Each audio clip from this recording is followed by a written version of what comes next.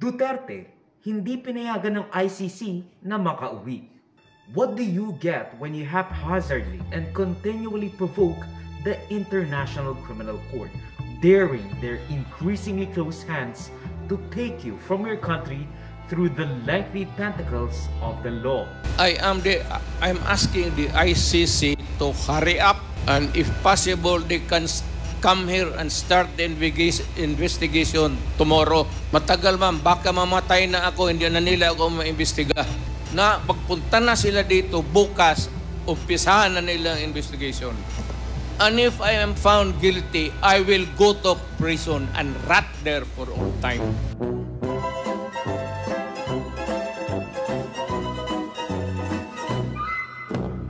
While outwardly admitting and scorning those who have suffered your war on poverty narcotics.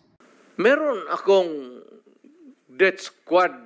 Yung isang Mr. Chair. gangster utusan ko, patayin mo yan, kaya kung hindi mo patayin yan, patayin kita ngayon. Can we be very clear? Hindi naman Sa death salitang, squad. salitang ano po ito? Salitang diretso. Opo. Hindi naman death squad. Basta alam ng tao sa Davao na nandyan ako.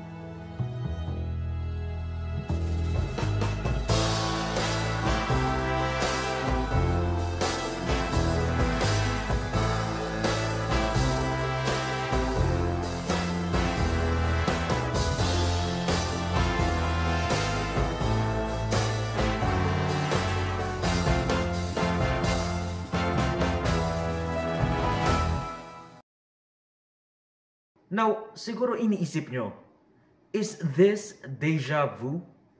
Di ba nung nakaraan binalita ko na rin ito na hindi makakauwi si Duterte sa Pilipinas?